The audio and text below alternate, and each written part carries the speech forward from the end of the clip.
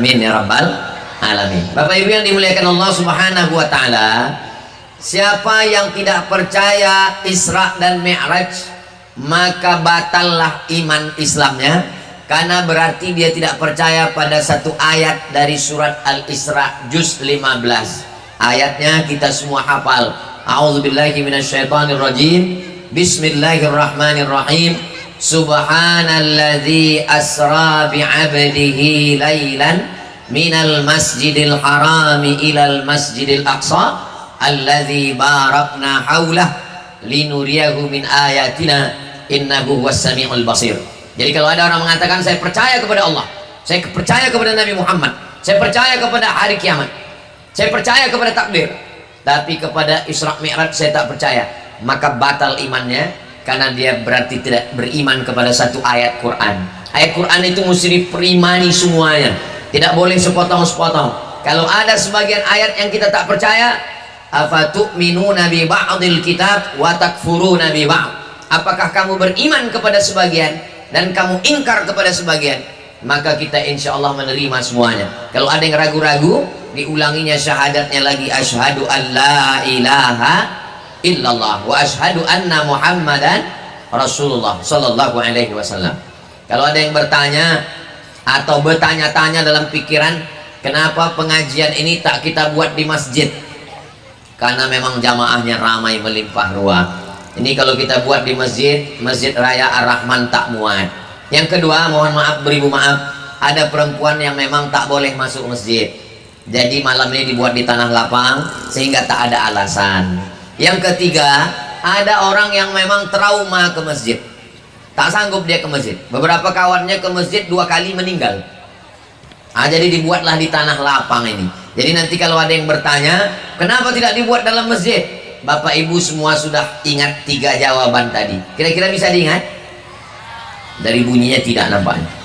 Insya Allah bisa diingat. Pertama, karena masjid tak muat. Yang kedua, karena ada perempuan yang tak bisa masuk masjid. Yang ketiga, karena ada orang yang trauma ke masjid. Itulah mengapa beberapa tablik akbar pengajian kita dibuat di tanah lapang. Tapi insya Allah pahalanya tetap dapat. Man kharaja fi talabil ilmi, siapa yang keluar rumah dengan niat menuntut ilmu, fahuwa fi sabilillah, maka dia sama seperti orang yang berjihad fi sabilillah hatta yarji'an, sampai dia pulang ke rumah. Maka insya Allah semua yang hadir malam ini mendapatkan jihad fi sabilillah insya Allah. Lalu kemudian orang yang datang kepada majelis ilmu, man salaka tariqan, siapa yang melewati suatu jalan, yaltamisu fihi ilman, dia mendapatkan ilmu di jalan itu, sahalallahu lahu bihi tariqan ilal jannah, dimudahkan Allah jalannya menuju surga. Maka insya Allah jalan ilmu berubah menjadi amal, amal membuat kita istiqamah, dimudahkan Allah jalan kita nanti. Semua kita yang hadir ini insya Allah husnul khatimah, dan mati dalam keadaan husnul khatimah, la ilaha illallah Muhammadur Rasulullah sallallahu alaihi wasallam. Saya mungkin menyampaikan materi ini sekitar 30-40 menit. Nanti setelah itu saya akan jawab pertanyaan-pertanyaan. Yang membawa kertas kemarin saya pesankan ke panitia, udah disebar. Nah, siapkan tulis kertas, nanti kita bahas dalam tanya jawab. Karena saya datang jarang-jarang dan jauh. Jadi kalau ada yang mengganjal di pikiran, tuliskan, nanti saya akan jawab insya Allah. Lalu kemudian setelah itu tausiah, habis itu tanya jawab, barulah kemudian kita berdoa bersama. Mungkin doa kita sendirian tak dikabulkan Allah, tapi kalau kita beramai-ramai insya Allah diijabah oleh Allah Subhanahu wa ta'ala. Amin ya rabbal alamin. Syekh Abdurrahman pindah ke Silau Laut ini pada tahun 1901. Nanti orang Silau datang tamu dari Jakarta, dari Bandung, Surabaya, Medan, dari Riau, bertanya orang, tahun berapa Tuan Syekh Abdurrahman pindah ke Silau Laut? Kalau tahu bisa kita jawab, kalau tak tahu pokoknya udah lama lah, setua batang kelapa inilah. Maka bisa kita ingat 1901. Berarti umur Silau Laut ini sejak kedatangannya, kalau umurnya lebih tua lagi, karena sudah ada hutan raya, rimba raya, tapi manusia tak bisa tinggal. Setelah beliau datang barulah ditempati oleh umat manusia. Jadi kalau begitu dihuni orang ini sekarang sudah lebih 1 abad. Kalau 1901 sekarang sudah tahun 2024, berarti sudah 123 tahun lamanya. Ini kampung yang tua. Kampung ini kampung yang bukan dibuka oleh pemerintah, karena kampung ini sudah ada sebelum Republik Indonesia. Indonesia merdeka tahun 1945. Sedangkan Syekh Abdurrahman meninggal tahun 1941. 4 tahun sebelum Indonesia merdeka beliau sudah meninggal dunia. Nah, jadi saya mau kasih tahu kepada yang tak tahu, yang sudah tahu mengulang kaji, bahwa kita tinggal di kampung yang tua dan kita mendapatkan berkah, karena kampung ini bukan dibuka pemerintah, kampung ini dibuka oleh salah seorang ulama, seorang wali Allah, seorang yang berdakwah di jalan Allah. Mudah-mudahan kalau nanti beliau diberikan Allah kuasa untuk memberikan syafaat, maka kita semua pun termasuk orang yang mendapatkan syafaatnya insyaallah. Amin ya rabbal. Bapak Ibu yang dimuliakan Allah Subhanahu wa taala, ketika beliau membuka kampung ini, apa yang beliau bangun? Yang dibangunnya adalah masjid. Itulah dia Masjid Ar-Rahman. Dulu zaman saya kecil, masjid itu dari kayu. Kalau masuk ke masjid itu pintunya 2, kanan 1, kiri 1. Pintu yang 2 itu daun pintunya 4. Pintu kanan itu daunnya 2, pintu kiri itu daunnya 2. Pintu itu kalau ditutup, pintu kanan, pintu kiri, daunnya kalau dibuka kan betaut begini, berlobang di tengah. Nah, disitulah saya selalu duduk menengok khotib khutbah Jumat. Jadi kita perlu membuat kenangan untuk anak-anak kita. Saya punya kenangan dengan Masjid Ar-Rahman itu, karena tempat saya kecil dulu ketika sedang sholat Jumat, ketika sholat tarawih, ketika malam takbir. Karena saya di Silau sampai tahun 1986, umur saya 9 tahun, sempat sekolah di Madrasah An-Najah sampai kelas 2. Jadi malam ini pun kita sedang membuatkan ingatan, kenangan, memori untuk anak-anak kita. Mudah-mudahan anak-anak yang hadir malam ini menjadi anak-anak yang soleh dan solihah. Ibu malam ini membawa anak, bapak malam ini membawa istri dan anak. Ini menjadi kenangan buat kita bersama. Tak tahu kita bagaimana nasib anak ini 20 tahun akan datang. Insya Allah mereka menjadi anak-anak yang sukses dunia dan sukses juga akhirat insya Allah. Dulu waktu Ustaz kecil ada orang beramai-ramai begini di Silau. Ada. Kapan itu? Acara musabaqah tilawatil Quran tingkat kecamatan Air Joman. Waktu itu kita belum lagi kecamatan Silau Laut, kita masih mengikut ke Air Joman. Kebetulan Silau Laut menjadi tuan rumah. Musabaqahnya diadakan di depan masjid. Di depan masjid itu dibuatkan kolam dari plastik, dibuatkan ada miniatur orang memancing, dibuka oleh Pak Camat. Saya ingat kenangan itu. Kenapa? Karena selesai acara MTQ tingkat kecamatan Air Joman, saya ingin betul dapat gambar orang memancing itu. Nek Oji almarhumah Hajah Fatimah memberikan saya gambar orang memancing itu. Mau kau, kata dia, ambil kasihnya ke saya. Betapa anak-anak kecil punya kenangan. Jadi malam ini saya ingin setiap tahun kita akan buat panjang umur sehat badan, ada maulid Nabi, ada Isra Mi'raj, ada nuzul Quran, ada menyambut 1 Muharram, dibuatkan ada lombanya, musabaqah tahfiz Quran, musabaqah azan, musabaqah jadi imam, musabaqah jadi khatib, supaya anak-anak kita punya kenangan. Dulu di masjid itu ada tabuh namanya. Tabuh itu kata orang Jawa beduk.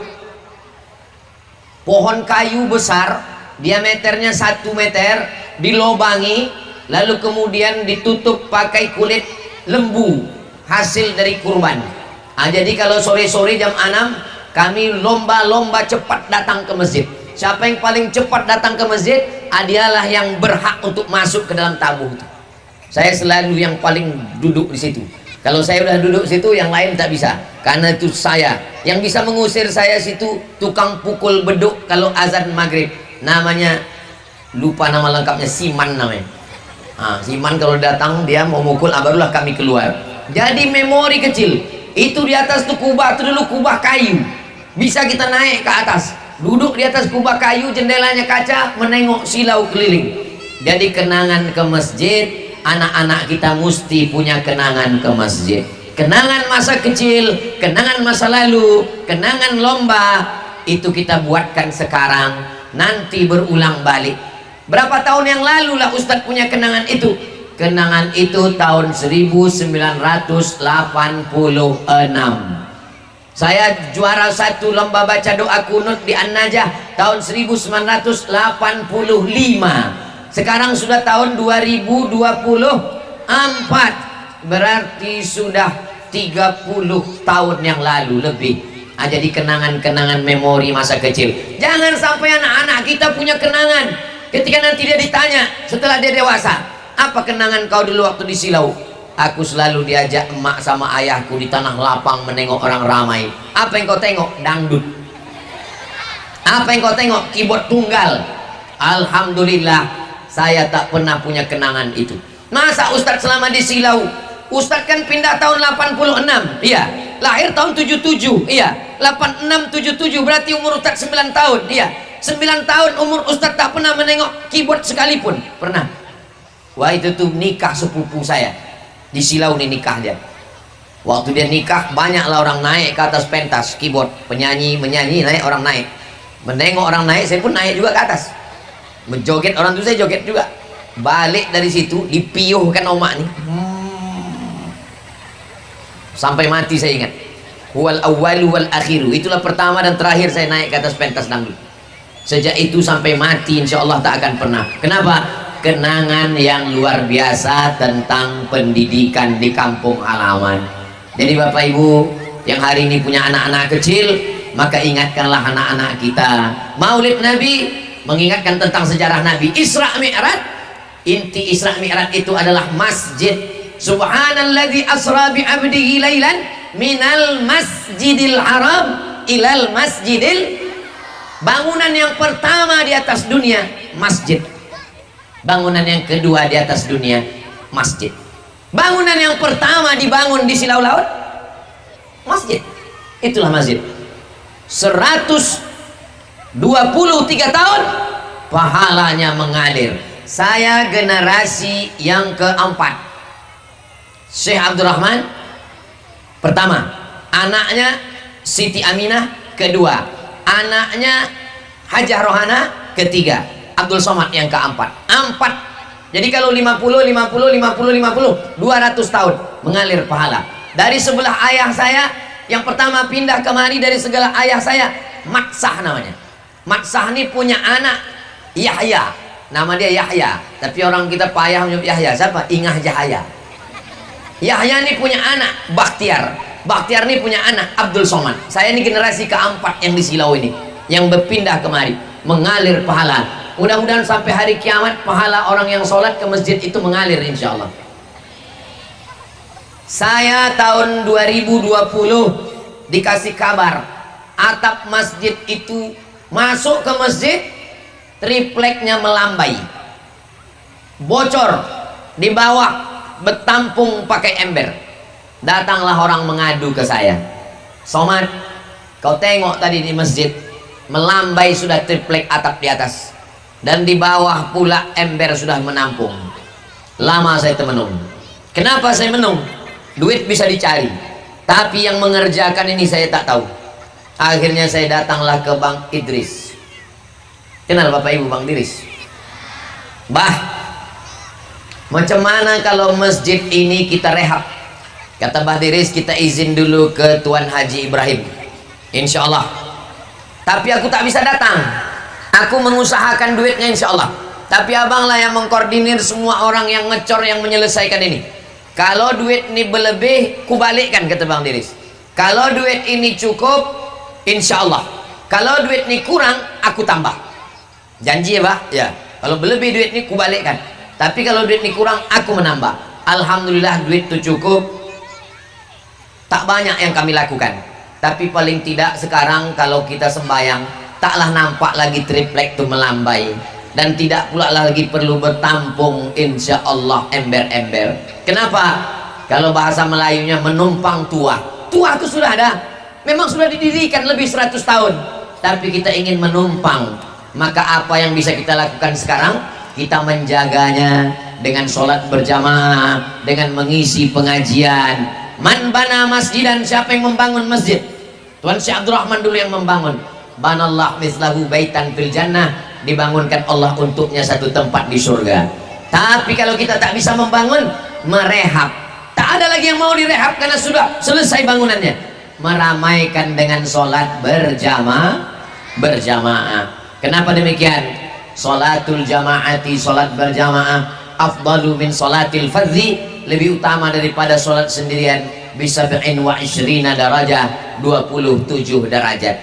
Dulu saya sholat, saya tengok tak terlalu ramai jamaah. Jadi lama saya merenung berpikir, bagaimana supaya masjid ini ramai dengan sholat berjamaah. Maka ketika almarhumah mak saya meninggal, saya berpikir supaya rumah mak saya itu dijadikan sebagai rumah Quran. Saya mau rehab, tanah sebelah kiri punya Wak Siti Abidah, tanah sebelah kanan punya Pak Dolah. Kedua-duanya keluarga saya. Wak Siti Abidah keluarga sebelah mak saya, Pak Dolah sebelah ayah saya. Insya Allah kalau saya minta untuk dibeli untuk Quran, insya Allah mereka mau. Jadi saya terpikir buat di sini rumah Quran, anak-anak sekolahnya sanawiyah aliyah di An-Najah. Pagi dia sekolah sanawiyah aliyah di An-Najah, nanti dia balik menghafal Quran. Jadi setahun 20 gratis, insya Allah dia bisa meramaikan masjid. Berarti subuh, zuhur, asar, maghrib, isya, mereka ganti-gantian azan, mereka akan jadi imam, mereka bisa khotib, mereka bisa ceramah karena mereka tahfiz Quran. Itu yang ada di pikiran saya. Ini jadi tempat tahfiz Quran, tapi sekolah tetap di An-Najah. Kira-kira kalau ini dibuat Bapak Ibu setuju apa tak setuju? Baik apa tak baik? Saya tak jadi buat. Kenapa tak jadi buat? Rupanya baliklah dari Yaman Ustadz Faisal. Ustadz Faisal satu keturunan juga dengan kami. Karena Nahoda Alang punya anak. Nama anaknya yang paling tua Abbas. Abbas ini turun-turun ke bawah, itulah Ustadz Faisal. Anak yang kedua namanya Zainab. Anak yang ketiga Syekh Abdul Rahman. Anak yang keempat Abdul Rahim. Jadi kalau diurut ke atas, kami masih jumpa pada Nahoda Alang, ayah dari Syekh Abdul Rahman. Beliau membuka pesantren. Sudah ada. Jadi kita tak mau membunuh sekolah yang sudah ada. Prinsip saya, kalau sudah ada sekolah, jangan dibunuh. Saya tidak pernah membuat sekolah baru untuk mematikan sekolah yang lama. Itulah asalnya. Jadi kalau ada orang bertanya, Ustadz buat rumah Quran di Kisaran, Ustadz buat sekolah Hajah Rohana di Kisaran, Ustadz buat sekolah pesantren Az-Zahra di Riau, kenapa di kampung sendiri Ustadz tak buat? Inilah mana ini saya jelaskan supaya jangan ada fitnah di antara kita. Macam mana Bapak Ibu semuanya? Jelas? Cuman karena pesantren ini agak jauh, sehingga santrinya tak bisa datang 5 waktu datang. Tapi insya Allah orang sudah tahu sekolah, orang tahu ada pesantren, tempat menghafal Quran, tempat membaca kitab, sanadnya jelas dari Habib Umar bin Hafiz Tarim Hadramaut Yaman, nasab keilmuannya, sanad silsilahnya dari Nabi Muhammad SAW turun kepada para habaib, sampailah kepada Habib Umar bin Hafiz, sampai kepada Ustadz Faisal. Jadi rumah itu tetap saya tidak buat menjadi tempat menghafal Quran, karena sekolah An-Najah sudah ada, pesantren Ustadz Faisal sudah ada, dan anak-anak tetap bisa belajar. Rumah itu tempat menumpuk beras, minyak, gula, sembako, semua dibagikan. Alhamdulillah sampai hari ini tak putus, umat masih percaya. Mudah-mudahan sampai hari kiamat orang masih percaya dengan program ini, insya Allah. Amin ya rabbal alamin. Berkat doa kita semua. Bapak Ibu yang mau menolong, membantu, alhamdulillah. Tak mau membantu, paling tidak support, doakan. Tak bisa juga mendoakan, diam saja pun jadilah. Jangan sampai membantu tidak, mendoakan tidak, mengejek pula dari belakang. Tapi alhamdulillah selama ini tak ada sampai ke telinga saya. Semuanya baik-baik semua, semuanya. Ada beberapa yang tak baik tapi sudah meninggal dunia. Semua yang hadir ini semuanya, yang tak hadir pun semuanya baik-baik semua, insya Allah. Amin ya rabbal alamin. Malam ini saya mau menjelaskan yang tak jelas, yang menurut pikiran saya orang bertanya-tanya, maka saya jelaskan dalam momen yang besar ini. Lalu kemudian saya sudah banyak jauh berjalan. Saya terbang dari Pekanbaru ke Kalimantan. Sampai di Kalimantan ada satu kerajaan Melayu namanya Kerajaan Sambas. Kerajaan apa namanya? Sambas, bukan Gambas. Sambas. Di Kerajaan Sambas itu saya disambut. Saya tengok istananya sebesar rumah besar. Ini kerajaan dipimpin oleh sultan, tapi istananya mirip rumah kayu besar. Lalu kemudian di Kalimantan saya diundang juga ke istana Kerajaan Al-Gadriyah. Nama sultannya yang pertama Sultan Abdurrahman bin Husain Al-Gadri, keturunan Nabi dari Yaman. Saya tengok juga istananya mirip-mirip macam rumah besar, rumah kayu. Lalu kemudian di Riau ada namanya Kesultanan Gunung Sahilan. Saya diminta juga tausiah di situ.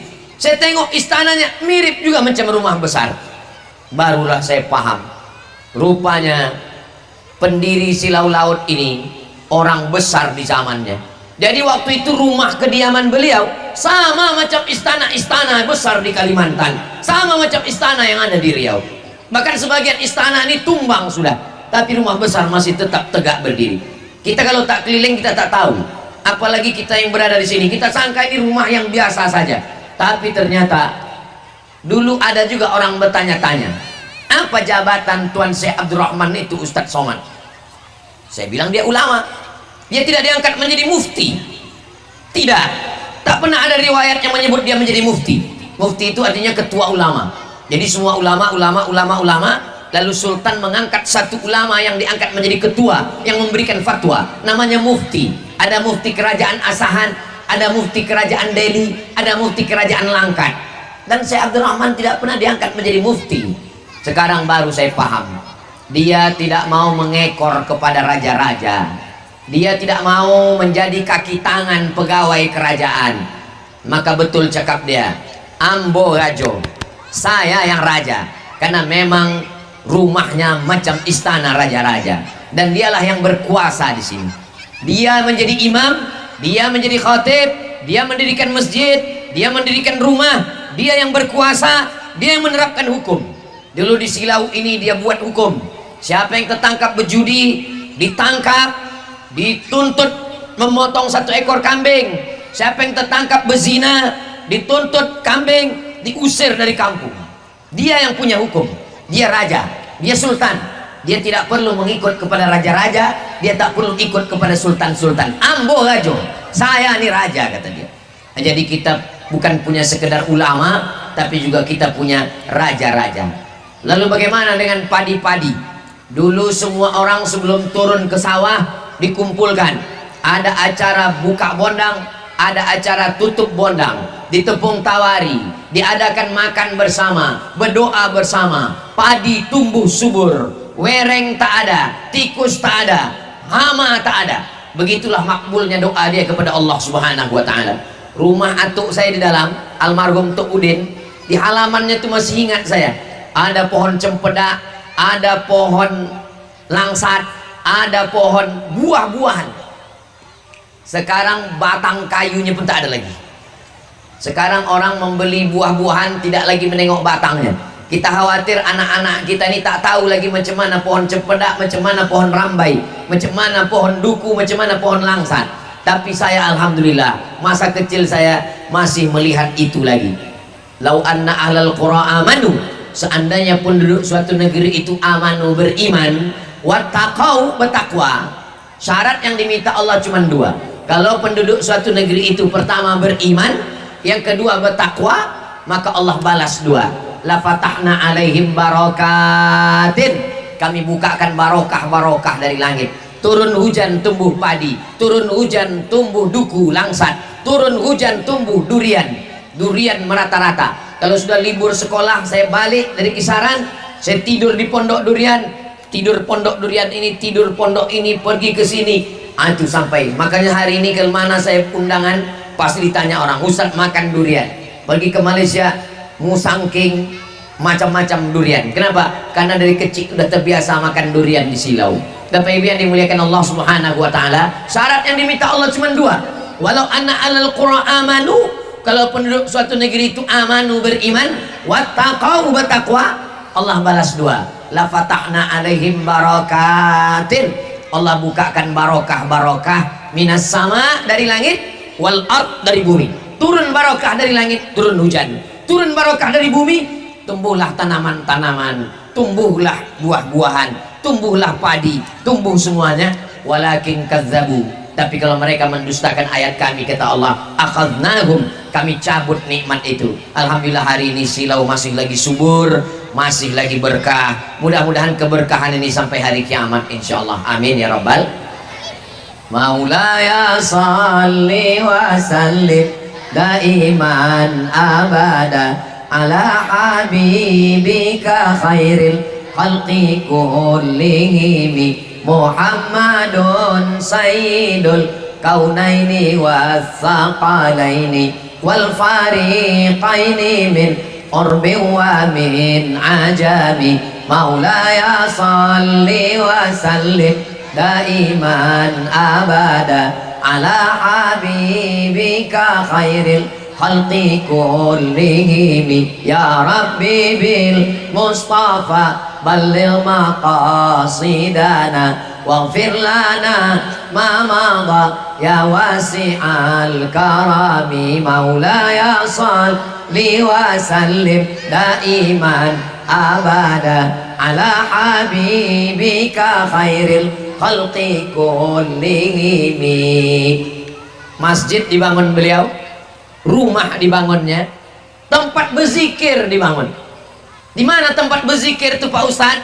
Ini masjid, ini kubur, ini rumah. Antara rumah dan kubur, itulah dia tempat berzikir. Bahasa Arabnya madrasah. Susah menyebut madrasah, mendewosah. Madrasah dari bahasa Arab, tempat belajar, tempat berzikir. Dulu tuh kayu. Zaman saya kecil masih ingat saya, tiangnya beton, sebagiannya kayu, atas kayu. Sekarang sudah tak berkayu, turun lagi ke bawah jadi beton. Masya Allah, masih ada lagi. Jadi warisan-warisan yang dulu ketika saya kecil masih ada, dan ini kita jaga. Sekolah pun masih ada. Artinya apa? Silau ini memang kampung tua dan dibangun oleh orang yang alim, ulama besar, wali Allah, dan doa-doanya itu yang kita harapkan, kita dapatkan keberkahannya. Saya yakin dan percaya, lahir di sini, besar di sini, kalaupun tak lahir di Silau, datang merantau, berziarah, insya Allah kita mendapatkan keberkahan wali Allah, pewaris para nabi, al-ulama warasatul anbiya. Kami datang dari jauh, dari Riau, ziarah kemari. Saya bawa anak saya, ipar saya, istri, adik, keluarga, keponakan-keponakan datang kemari. Saya tunjukkan ke keponakan saya, ziarah kemari. Ziarahnya dari arah sini. Nanti kalau ziarah bacakan Al-Fatihah sekali, Qul huwallah 11 kali, Al-Falaq sekali, An-Nas sekali. Kalau sanggup baca Yasin, bacakan Yasin. Dari mana Ustaz belajar? Dari mak saya. Mak saya dari mana? Dari atuk saya. Atuk saya dari mana? Dari almarhum. Karena begitulah dulu kami diajarkan. Nanti kau ziarah dari arah sini, kau bacakan Al-Fatihah, kau bacakan Qul huwallah, kau bacakan Al-Falaq, kau bacakan An-Nas. Kalau sanggup baca Yasin, berdoa kepada Allah. Di antara tempat berdoa adalah tempat yang mustajab, masjid. Di sini ada masjid, tempat kita mengingat Allah, dan di antaranya adalah tempat wali-wali Allah. Jadi jangan lupa, doa silahul mu'min, doa senjatanya orang yang beriman. Bapak Ibu yang dimuliakan Allah Subhanahu wa taala, 123 tahun itu usia yang luar biasa. Banyak kampung-kampung hanya ulang tahun, kampung yang ke 20 tahun, bangga sekali. Saya beberapa kali diundang acara ulang tahun setengah abad, baru 50 tahun, seperempat abad, baru 25 tahun. Ini 123 tahun. Tapi dalam sejarah 123 tahun ini, saya tanya-tanya, belum ada lagi kita yang punya wakil di parlemen yang langsung dari orang kampung kita sendiri. Orang lain datang kemari menempel gambarnya banyak, tapi yang orang kampung kita sendiri, saudara kita, itulah awal munculnya ide saya. Ide ini datang dari saya. Saya meminta kakak saya, kita sudah banyak membuat yang baik-baik. Jangan sampai susu sapi tapi sapi punya nama, kambing yang punya. Susu apa tuh? Susu kambing kata orang, padahal yang punya sapi. Oke, saya mau kita datang dari sini, punya utusan sini, kita manfaatkan suara-suara masyarakat ini untuk mendudukkan orang kita di parlemen. Saya yang punya ide pikiran, saya yang meminta. Kali tanya kakak saya, Kak Ani, saya mau. Yang laki-laki nampak, saya belum nampak lagi. Kalau Kak Ani siap, saya mau Kak Ani ikut 2024 ini.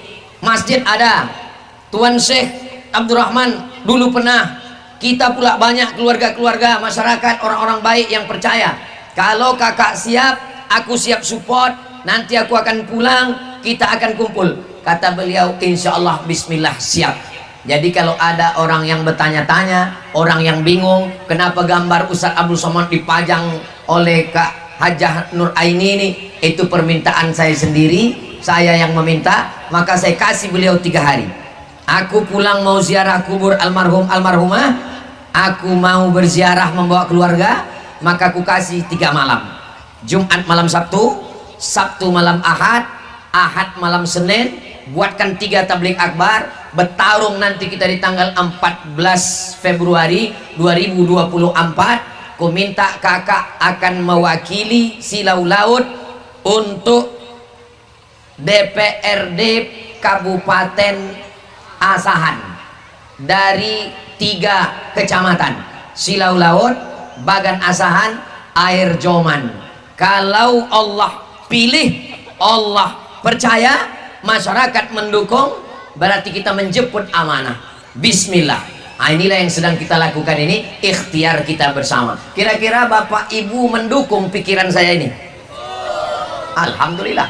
Kalaupun tidak mendukung, saya sudah berjalan. Kalau saya berjalan, bak kata pepatah orang Melayu, sekali layar terkembang, surut untuk berpantang. Bismillahirrahmanirrahim, Allah, la haula wala quwata illa billah. Tapi Ustaz Somad, ini kakak Ustaz Somad nih tak ada membagi-bagi duit. Memang tak berduit. Calon lain banyak datang kemari mengambil duit. Ambil duitnya, jangan pilih orangnya. Setuju? Silakan caleg-caleg datang kalian ke Silau ini, datanglah. Kalian bagilah duit banyak-banyak. Silakanlah. Memang udah kusuruh orang tua, ambil aja, tak usah tolak. Karena yang ada tolak bala, mana ada tolak duit. Tapi duit itu jangan dimakan. Duit itu duit haram. Terpaksa apa Ustaz? Makan sedikit. Nah, makan sedikit cukup untuk mengganjal perut. Habis daripada mati kelaparan. Kalau kita pilihannya 2, antara mati dengan makan babi, pilih mati atau makan babi? Banyak juga yang mau makan babi. Tak boleh pilih mati kalau lapar. Tapi kalau masih ada beras, jangan ambil duit ini. Lalu kemana? Berikan ke beras, belikan ke minyak, belikan ke gula, belikan ke cendol, bagikan ke fakir miskin. Karena kita tak mau makan duit haram. Tapi menolak, nanti orang tuh tersinggung. Datang orang ngasih duit, saya tak mau ambil duit haram, marah dia, ambil aja. Tapi kalau untuk memilih kau tidak, pilihanku tetap yang dipilihkan oleh Ustadz Abdul Somad. Setuju? Dari tepuk tangannya yakin saya. Ini yang mau dipilih ini kan 5 Pak Ustadz.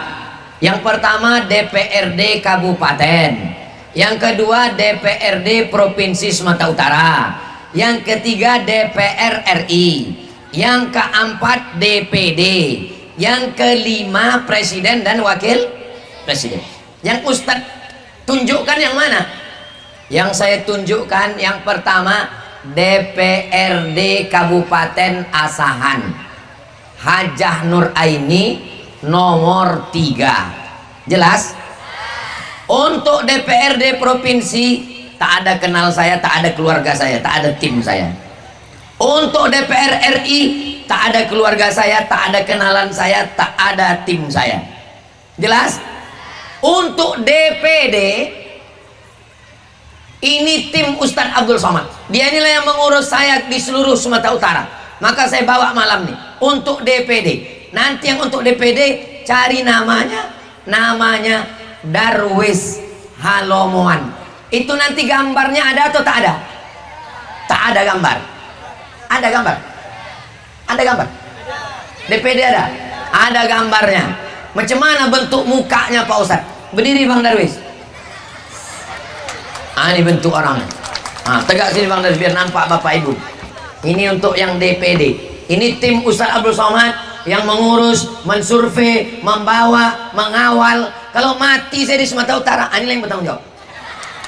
Darwis Halomohan Harahap, Ustadz Abdul Somad. Duduk Bang Darwis. 5 tadi. Untuk yang presiden wakil presiden, Ustadz Abdul Somad tidak boleh bicara tentang presiden wakil presiden. Kalau Ustadz bicara, izin pengajiannya dicabut. Tapi Bapak Ibu udah tahu kan yang datang ke rumah saya? Udah selesai itu udah. Tak perlu lagi saya cakap kan? Udah berserak-serak gambarnya kan? Udah. Jadi kalaupun dilarang orang, Abdul Somad silakan ceramah, tapi jangan bicara. Maka saya tanya tadi, apa yang boleh ku cakapkan? Kak Ani boleh? Boleh, udah aku cakapkan. Kalau Tuan membeli kuini, jangan diletakkan di dekat kain. Kalau sudah ada Kak Ani, jangan pilih yang lain. Jelas itu dah. Kenapalah Ustadz mesti mendudukkan orang di DPRD Asahan? Kalau kita tidak mengambil peluang itu, kursi itu ada 50, kita wajib mengambil kursi itu. Seandainya ada 50 orang di Silau ini yang siap duduk di situ, ke-50-nya kita dudukkan di situ. Tapi karena tak siap, maka satu ini dulu kita tes. Nanti tahun 2029 ada yang mau duduk lagi, dudukkan yang lain insya Allah. Amin. Kenapa bukan Ustadz yang duduk di situ? Kenapa Ustadz tak mencaleg? Sedang jadi wakil presiden aku tak mau. Apa gila caleg? Upil lah caleg. Jadi jangan nanti orang berprasangka ini dia nanti ujung-ujungnya mau mencaleg juga. Enggak. Aku insya Allah sampai mati jadi Ustadz ini.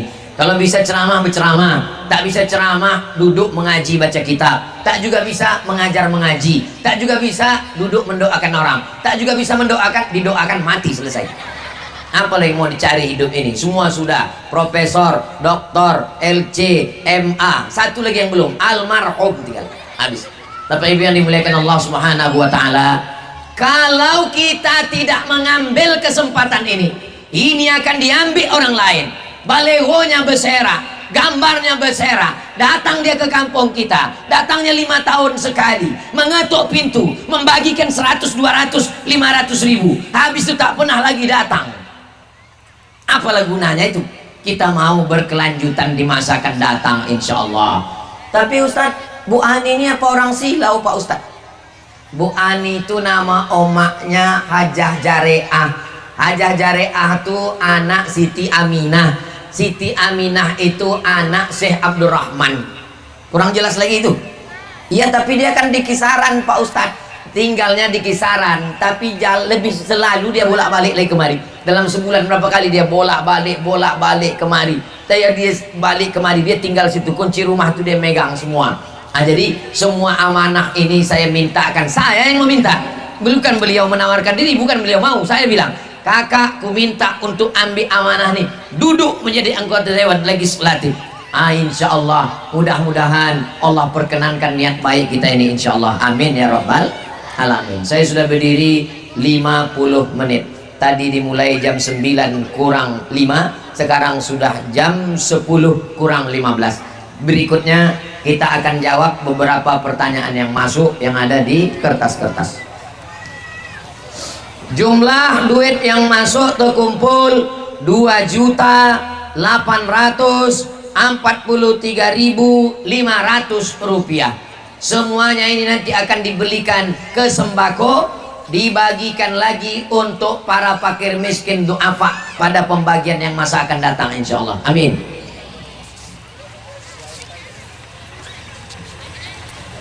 Izin Ustaz, bagaimana cara kita memilih pemimpin? Semua calon menurut saya kurang bagus. Kita tidak memilih malaikat. Apakah kita memilih malaikat? Kita memilih manusia. Manusia yang kita pilih itu pernah salah, pernah silap, pernah berdosa.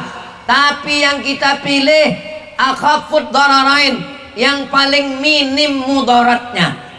Seandainya pilihannya tinggal dua, tinggal setan dengan iblis, siapa yang kita pilih? Setan. Karena setan lebih minim mudaratnya daripada iblis. Karena iblis tak mati-mati, kalau setan bisa mati. Kita pilih setan. Kalau dia berulah, kita bacakan ayat kursi, mati dia. Kalau iblis tidak, pilihlah mudarat yang paling ringan. Jelas? Itu prinsip Ustaz Somad. Aku bingung Ustaz, pilih yang kupilih. Udah selesai. Apa bingung susah-susah? Apakah saya harus golput Pak Ustadz? Jangan. Karena kalau sampai kau golput, maka naiklah nanti orang. Kita akan bahas makin banyak nih. Ini iblis, ini setan. Penghitungan suara, iblis 20, setan 20, iblis 21, setan 20. Siapa menang? Menang iblis, gara-gara kau golput. Coba kalau kau pilih setan, kan dua-dua setan. Paham? Kita sekarang tidak tinggal di kerajaan Asahan, kita tidak tinggal di kerajaan Serdang, kita tinggal di negara kesatuan Republik Indonesia. Memilih orangnya pakai cara demokrasi. Apa arti demokrasi? Suara yang paling banyak itulah yang menang. Maka kumpulkan suara terbanyak untuk yang baik menurut kita. Tapi tak boleh mengejek orang, jangan caci maki, jangan olok-olok, jangan sumpah serapah. Selama saya tausiah tadi, ada caci maki? Ada menjelekkan orang? Oke, kalau ada orang bilang jangan dengarkan ceramah Somad, Somad itu menjelek-jelekkan orang, di mana kau dengar? Jelas apa tak jelas? Jelas. Siapa yang bilang ceramah Ustaz Somad tak jelas? Telinganya pokak.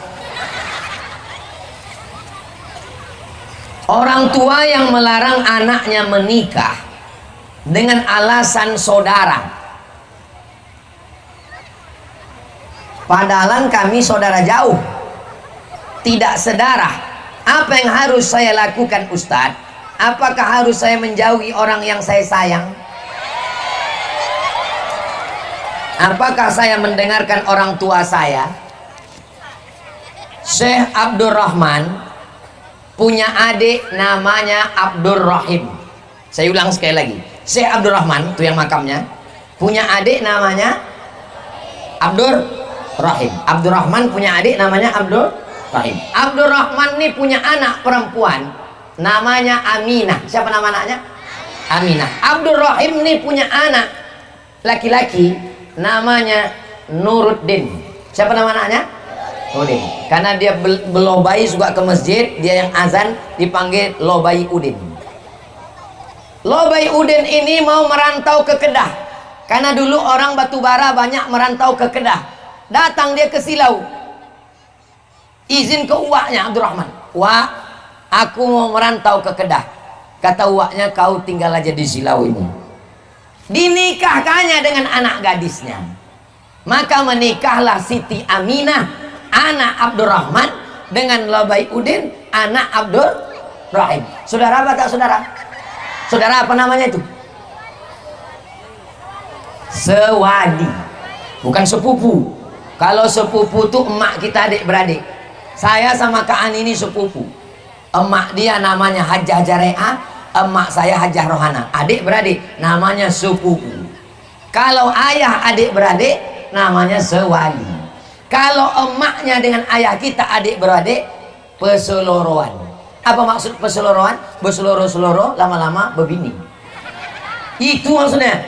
Syekh Abdurrahman menikahkan anak perempuannya dengan anak adik kandungnya sewali. Sekarang saya tanya, boleh nikah sewali? Boleh tak nikah sewali? Tak boleh. Berarti anak haram lah kami nih.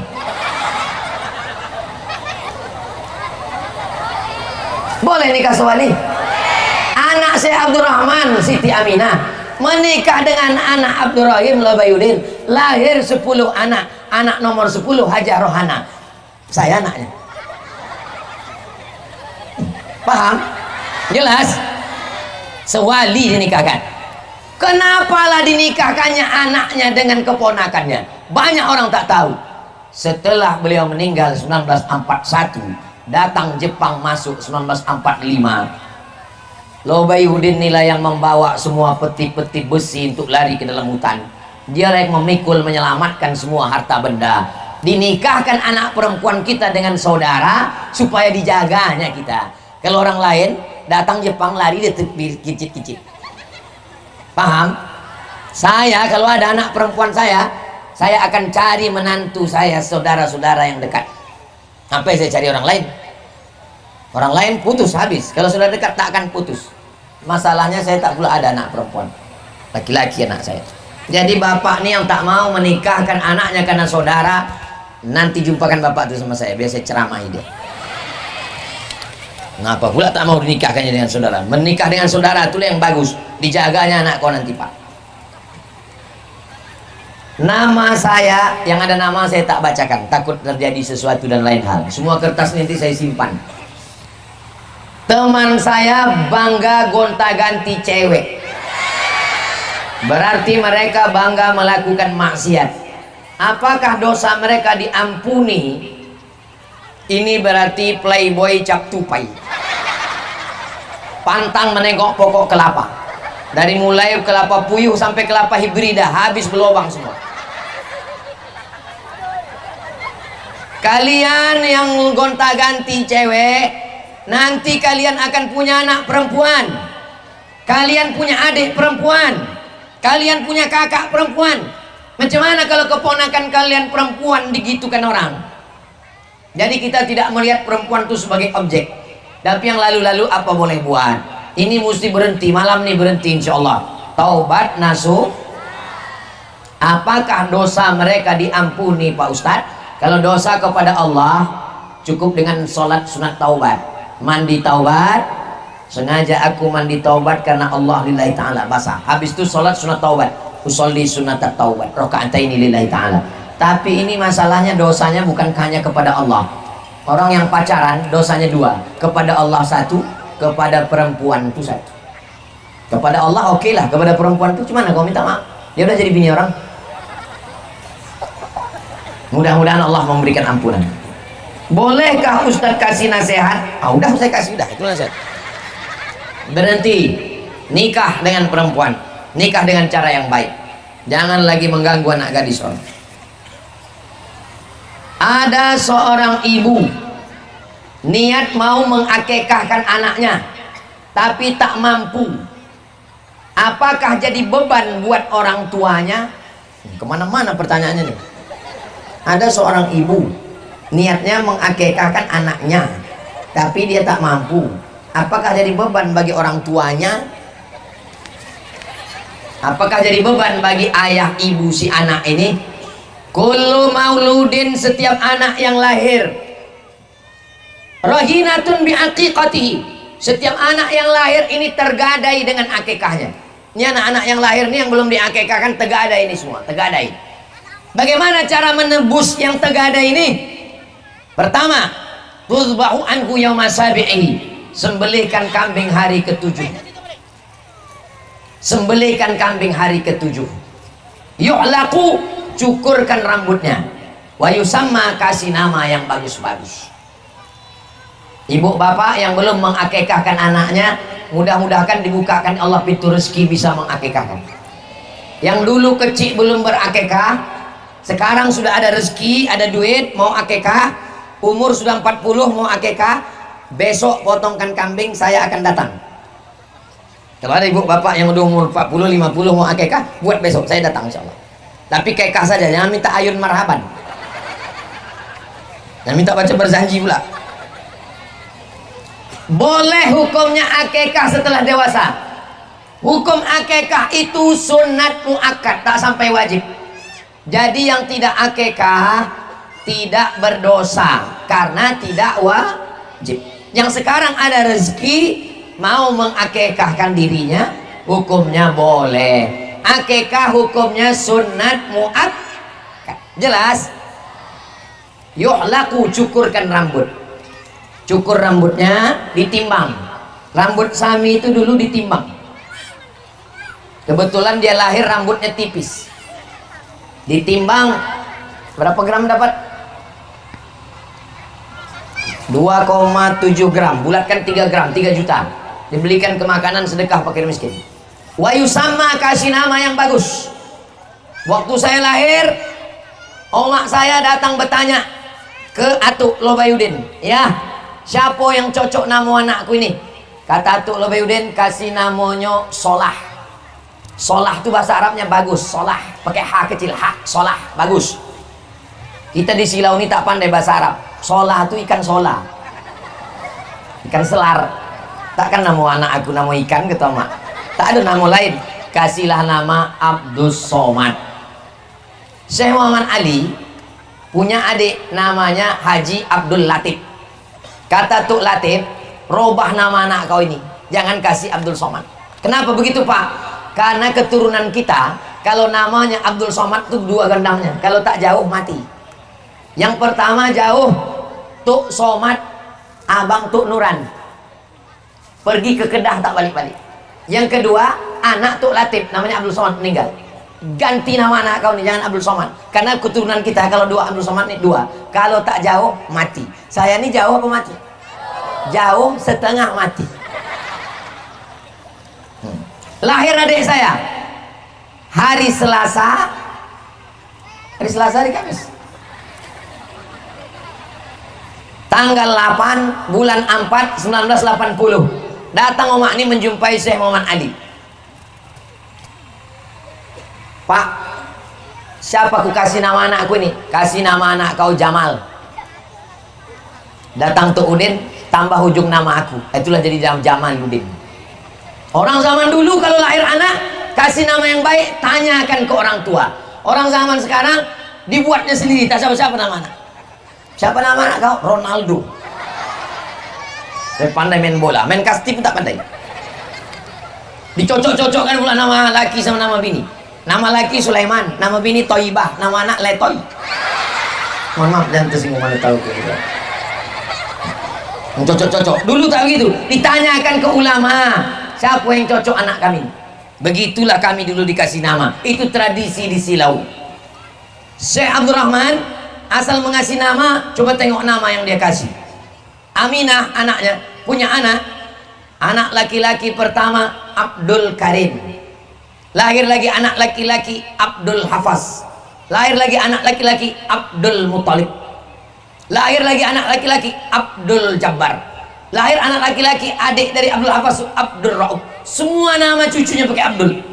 Karena nama yang paling bagus adalah nama hamba yang disandingkan dengan Asmaul Husna. Anaknya dikasih nama Abdul Latif. Nama itu doa. Ini nama orang sekarang membaca akad nikahnya pun susah. Nama anak Ustaz itu kok panjang sekali. Sami Ahmad Mesbahi Ibadillah. Yang Sami itu dari saya. Sami artinya mulia. Ahmad Mesbahi dari neneknya. Neneknya menengok video Qori internasional namanya Ahmad Mesbahi. Ingin cucu ini macam Qori nih, kasih Ahmad Mesbahi. Ibadillah dari Kiai Hasan dari Gontor. Kata Kiai Hasan kasih Ibadillah. 4 nama. Sami Ahmad Mesbahi Ibadillah. Pas cukup untuk paspor berangkat haji umrah. Mizian Azik Abdillah. Mizian itu dari saya. Mizian Azik Abdillah dari almarhumah mak. Mak ujung nama cucunya itu dikasih Abdillah. Habibi Maulana Habibi Abdillah. Abdillah artinya hamba Allah. Ada satu tanah warisan dari orang tua saya. Sebelum tanah itu dibagi, ada salah satu anak menanam pisang atau kelapa. Kata yang menanam, sampai kapanpun yang ditanam adalah hak dia. Tapi saat ini tanah itu sudah dibagi. Jadi macam mana hukumnya Pak Ustadz? Apakah tanam itu tetap hak dia atau gimana? Waktu bertanam itu tanah itu punya siapa? Punya almarhum ayah. Sekarang ayah sudah meninggal, tanah ini dibagi. Bilang sama dia, kau kalau masih tetap mau kelapa ini, maka jatah kau tanah ini, supaya kelapa kau ini di sini. Tapi kalau tanah ini nanti jatah aku, maka kelapa ini kau cabut, karena kelapa ini yang punya kau, tanah ini punya. Jelas? Kalau kau masih tetap bertahan mau kelapa nih, ambil jatah tanah nih. Karena kita petak-petak, nih jatah kau, nih jatah kau, nih jatah kau, kau yang tenang, ambil. Kalau kau jauh jatah yang lain, ini jatah aku, tanah nih punya aku, kelapa punya kau. Kalau kau mau ambil kelapa, cabut kelapanya, karena tanah nih punya aku. Tapi kalau kau mau kasih kelapa nih ke aku, bagus, hadiah bersilaturahim makin baik. Kalau dia keras, keras pula kita. Kalau dia lembut, lembut pula kita. Apa kata dia? Ambillah kelapa itu untuk kau, kita balas, ambil pula lah tanahnya untuk kau. Lembut orang, lembut kita. Keras orang, jangan keras. Ini mau pencoblosan. Mau keras nanti setelah tanggal 14. Jelas apa tak jelas? Jelas. Saya kalau habis menjawab itu saya tanya dulu, apakah salah ketika kita sudah menikah melupakan orang tua?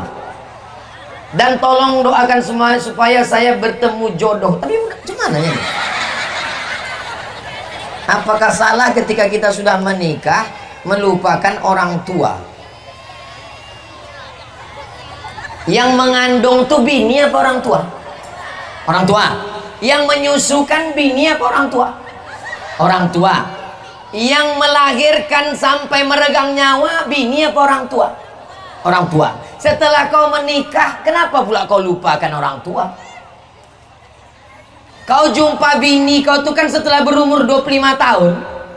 Waktu kecil, SD, SMP, SMA, kuliah, kan orang tua. Makanya surga di bawah tapak kaki ibu. Belum pernah lagi saya dengar surga di bawah tapak kaki bini. Makanya kalau ada orang menikah, setelah nikah dia justru takut sama bininya, meninggalkan orang tuanya. Ini orang ini kalau mati nanti tak kena azab kubur. Orang yang takut sama bini, ini kalau mati nanti tak kena siksa kubur. Karena waktu malaikat mau mengazab, kata malaikat, ini tak usah kita azab, udah azab kali sama bininya ini.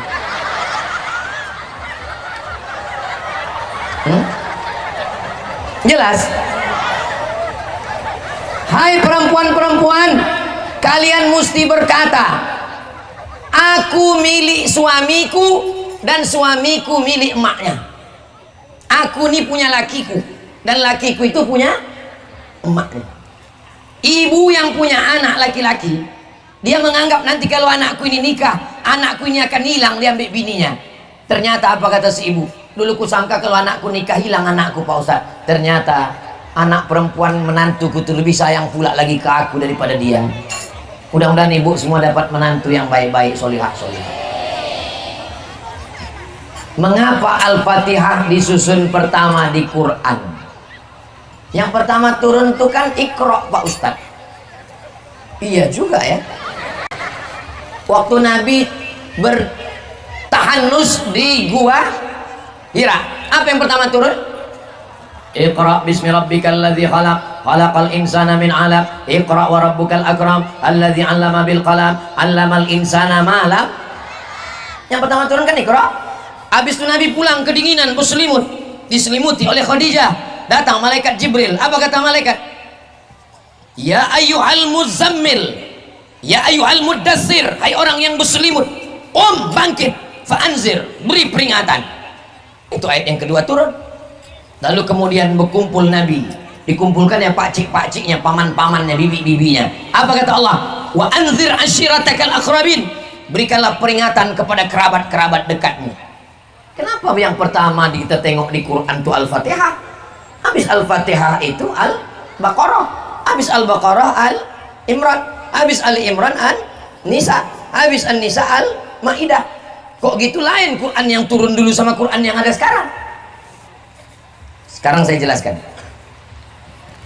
Quran di Lauhil Mahfuz. Di mana Quran? Fi Lauhil Mahfuz. Di Lauhil Mahfuz. Turun dari Lauhil Mahfuz ke tempat transit namanya Baitul Izzah. Apa nama tempatnya? Baitul Izzah. Dari Lauhil Mahfuz turun ke Baitul Izzah, sekali turun macam susunan yang ada di Quran kita sekarang. Al-Fatihah, Al-Baqarah, Ali Imran, An-Nisa, Al-Maidah, Al-An'am sampai ke An-Nas. turun sekaligus dari Lauhil Mahfuz ke Baitul Izzah, sekali turun. Dari Baitul Izzah transit ini turun ke Nabi 22 tahun 2 bulan 22 hari. Yang dari Baitul Izzah ke Nabi inilah yang turun Iqra pertama. Paham? Nyambung? Jelas? Dari bunyinya bingung. Quran yang pertamanya Al-Fatihah, keduanya Al-Baqarah, Ali Imran, An-Nisa, Al-Maidah, Al-An'am, turun sekaligus dari Lauhil Mahfuz ke Baitul Izzah, sekaligus. Dari Baitul Izzah ke Nabi itu yang turun berangsur-angsur. Iqra dulu. Yang Quran yang sekarang ini adalah susunan yang ada di Lauhil Mahfuz, bukan susunan menurut tuh. Jelas? Jelas apa tak jelas? Saya ulang sekali lagi 3 kali. Saya kalau mengajar di kelas gitu. Jelas? Enggak Pak Ustaz, saya ulang 3 kali. Jelas? Enggak Pak Ustaz, saya ulang 3 kali. 3 kali saya ulang, saya bilang kalau 3 kali udah pulang kau tak juga paham 2 gendangnya. Kalau tak aku keluar, kau keluar. Quran dari Lauhil Mahfuz turun ke Baitul Izzah, susunannya Al-Fatihah, Al-Baqarah, Ali Imran, An-Nisa, Al-Maidah, Al-An'am sampai ke An-Nas, turun sekaligus ke Baitul Izzah. Dari Baitul Izzah ke Nabi itu yang turun 22 tahun 2 bulan 22 hari. Iqra dulu sesuai dengan kondisi, kacau balau susunannya. Baru kemudian waktu Nabi mau meninggal, susunannya mengikut susunan yang ada di Lauhil Mahfuz. Itu yang ada sekarang. Al-Fatihah, Al-Baqarah, Ali Imran, An-Nisa, Al-Maidah, Al-An'am sampai ke An-Nas. Jelas? Dari bunyinya macam takut. Pertanyaannya berkualitas. Dari pertanyaan ini orang ngaji. Bagaimana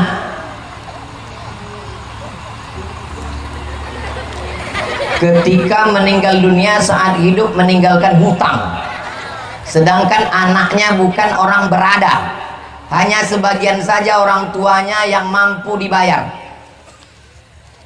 Kalau saya mati saya ada utang pada ibu, ada utang pada makcik, ada utang pada abang. Meninggal saya, utang saya 30 juta, 30. Meninggal saya, ditengok tabungan saya cuman 30 juta. Pertanyaannya, 30 juta itu diambil dari membayarkan utang ini, diambil dari mana? Dari harta warisan. Meninggal saya, utang saya 30, ditengok tabungan saya cuma 30, diambil yang 30 ini, bayarkan ke hutang, habis. Sekarang berapa lagi tinggal hutang? 60, 30. Pertanyaannya, siapa yang membayar? Tidak ada kewajiban anak membayar.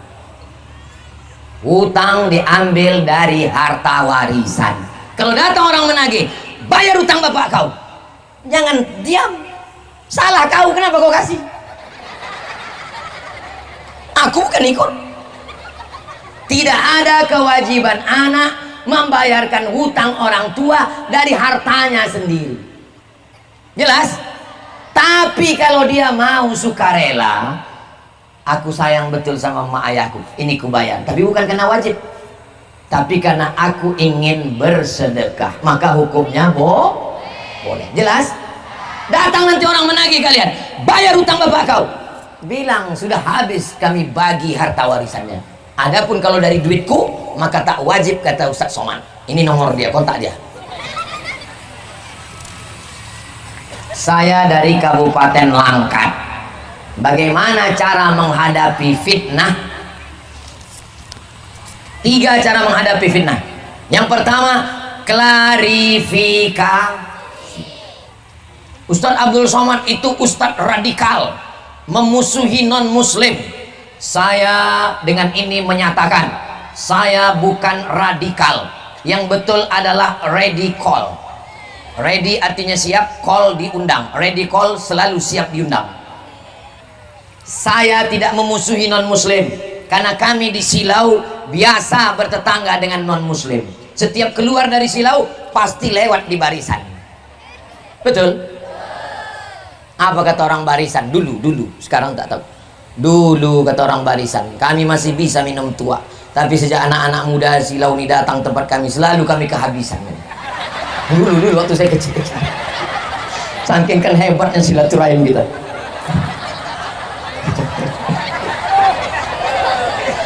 Tiga, kalau tetap mengejek saya, mengolok-olok saya lapor ke Polda. Pertama klarifikasi, yang kedua jelaskan, yang ketiga lapor polisi. Pernah Ustaz melapor polisi? Saya lapor. Datang saya ke kantor Polda Riau. Pak, ini ada orang ngejek saya. Ini gambar dibuatnya di Facebook. Nanti Ustaz Somad di BAP, silakan. Nanti Ustaz Somad akan dipanggil, silakan. Datang saya 2 kali ke kantor polisi di BAP. Habis itu kemudian dibawa ke kantor kejaksaan pengadilan. Saya datang 2 kali, dia tak datang, mencret dia. Lapor polisi. Jangan mau disepelekan orang. Apa hukum isbal dalam memakai sarung? Isbal artinya menjulurkan mata, menjulurkan ujung celana, ujung kain, ujung jubah lewat mata kaki. Ini isbal namanya. Lewat mata kaki. Mestinya pakai celana ini sini di atas mata kaki. Itu maka banyak orang sekarang menggunting celananya. Ada suami ibu yang kaki celananya udah mulai digunting. Itu dia takut isbal. Hadis isbal, ma asfalal ka'baini finnar. Yang di bawah mata kaki masuk neraka. Nih celana di bawah mata kaki, kain di bawah mata kaki, jubah di bawah mata kaki, masuk neraka. Tuh. Berarti Ustaz masuk neraka lah. Makanya belajar hadis jangan cuma 1 hadis. Sudah saya tulis dalam buku 37 masalah populer. Datang Abu Bakar Siddiq. Kata Abu Bakar, aku jubahku panjang ya Rasulullah, lewat mata kaki. Kata Nabi, antalasta minal khuyala. Yang tak boleh itu lewat mata kaki kalau untuk sombong. Karena orang Arab zaman dulu dibuatnya jubah tuh panjang-panjang. Kalau dia berjalan habis tai-tai ayam di belakang tuh. Itu yang tak boleh. Pernah menengok anak raja Inggris nikah. Anak raja Inggris waktu nikah pakai jubah panjang berjalan. Tukang pegangnya aja 7 orang di belakang. Untuk menunjukkan status sosial. Itu pakaian jahiliyah. Itu yang tak boleh. Ilat sebabnya karena sombong. Kalau tak sombong tak apa-apa, kata Imam An-Nawawi. Kalau tak sombong tak apa-apa, kata Imam Sun'ani dalam Subulus Salam Syarah Bulughul Maram. Kalau tak sombong tak apa-apa, kata Syekh Yusuf Al-Qardawi dalam kitab Kaifana Ta'amal Ma'as Sunnah. Baca buku lengkap Ustaz Somad dalam 37 masalah populer, masalah isbal. Jelas? Ya, nanti ibu habis potong kaki celana laki. Balik laki tengok gantung semua. Kenapa kau potong ini? Tadi bang Ustaz kami bilang asal di bawah mata kaki masuk neraka. Kaos kaki pun dipotongnya juga. Amalan agar cepat dipanggil ke tanah suci Mekah walaupun dana terbatas. Syekh Muhammad Ali punya anak perempuan paling kecil namanya Hajah Habibah. Waktu Hajah Habibah pergi ke Makkah, mak saya datang ke sana bantu masak-masak ke rumah besar. Saya tinggal di rumah sendiri. Malam tuh mimpilah saya sampai ke Makkah. Sampai di Makkah bingung, saya tak pandai bercakap Arab. Besok pagi saya tanya mak saya, mak, iya, malam tadi aku sampai ke Makkah. Cemana kau di Makkah? Bingung aku, tak bisa cakap Arab. Adikku mesti belajar bahasa Arab. Mandi saya di kanal. Mandi di kanal sampai sore. Sore orang pulang dari mengambil padi. Duduk saya di atas sampan. Datanglah seorang yang membawa sepeda mau balik dari sawah. Dipegangnya kening saya. Tengoknya ada tai lalat. Katanya kau ini nanti ke Mekah nanti. Jadi tentang masalah sampai ke Mekah nih sampai tak sampai itu urusan Allah. Tapi ikhtiarnya urusan kita. Jangan gara-gara cerita ini balik ke rumah tengok kening semua. Aku tak ada tai lalat berarti tak sampai. Bukan itu maksudnya. Itu urusan Allah. Masalah ada ikan tak ada ikan itu urusan Allah. Yang urusan kita memasang pancing, ambil buluh, pasang mata kail, pasang tali, itu urusan kita. Dapat tak dapat ikan urusan Allah. Urusan kita cari rezeki, bayar ONH, berangkat alhamdulillah, tak berangkat niatnya sudah sampai. Macam mana kalau sampai mati tak berangkat ke Makkah? Niatnya sudah sampai. Innamal a'malu binniyat. Jangan sedih hati.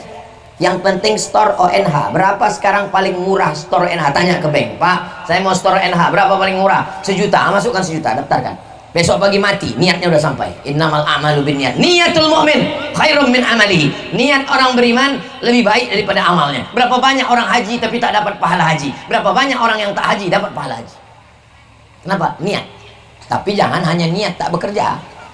Besok pagi abang tak mengutip brondol, yang penting niat. Itu maksudnya. Niat sesuaikan dengan amal. Apa hukum membeli ijazah? Apakah ada dalil Islam yang menghukum boleh membeli ijazah? 1. Man ghasyana falaysa minna. Siapa yang menipu, maka dia bukan umat Nabi Muhammad SAW. Dibeli ijazah S1 padahal tamat SMA. Menipu apa tak menipu? Bohong. Ijazah S1 dipakai ikut tes PNS, lulus, dapat gaji, jadi pegawai 30 tahun, gajinya haram. Pensiunnya haram. Kenapa? Karena masuknya dengan cara haram. Jangan. Kalau ada yang menawar-nawarkan, jangan. Kalau udah sempat terbeli, Pak Ustadz, jual beli.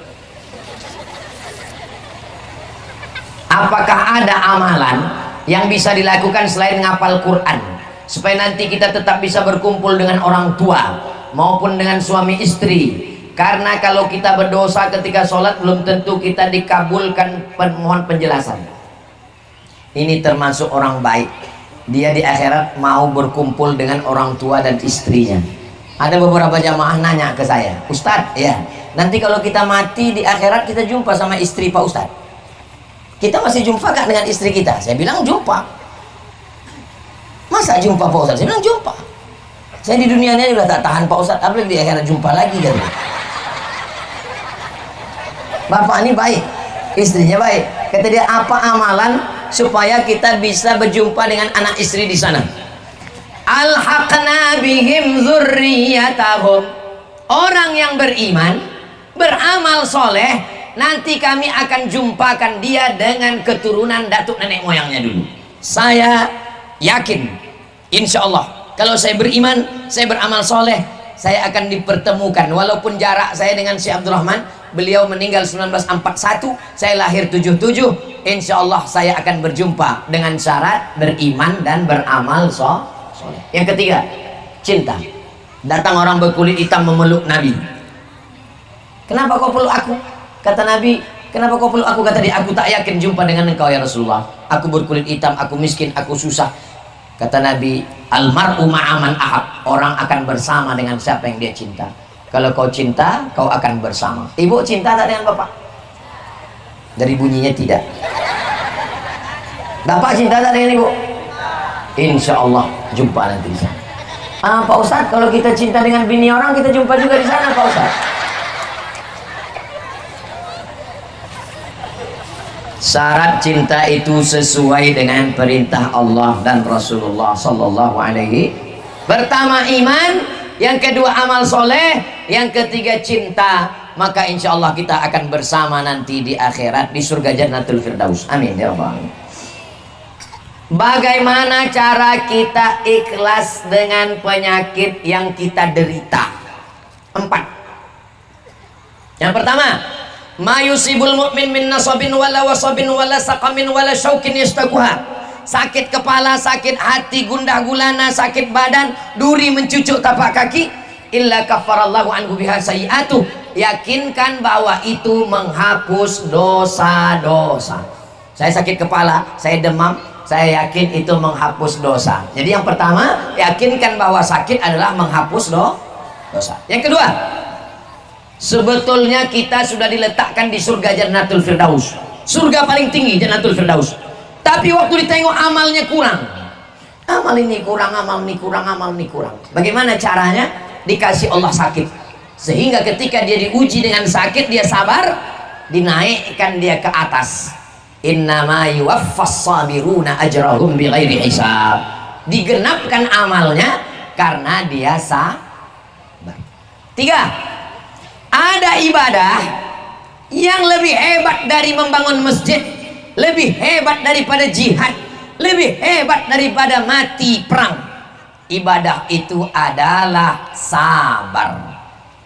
Kalau bangun masjid keluar duit, kalau jihad keluar darah. Tapi kalau sabar tak keluar apa-apa, hanya diam. Itulah namanya ibadah sabar. Yang keempat, nanti orang masuk surga dia minta. Allah tanya, hai penghuni surga, kalian sudah dapat semua nikmat, apa yang belum? Kata penghuni surga, kami belum dapat satu. Apa itu? Ridhaka, kami belum dapat ridhamu. Kata Allah, yang dapat ridhaku cuma satu. Siapa itu? Orang yang ridho menerima takdir. Makanya kita selalu minta berdoa, Allahumma inna nas'aluka ridhaka wal jannah. Yang dapat surga belum tentu dapat ridho, tapi yang dapat ridho insya Allah dapat surga. Dan salah satu ridho adalah ridho ketika diuji dengan penyakit, tapi tetap ikhtiar berdoa.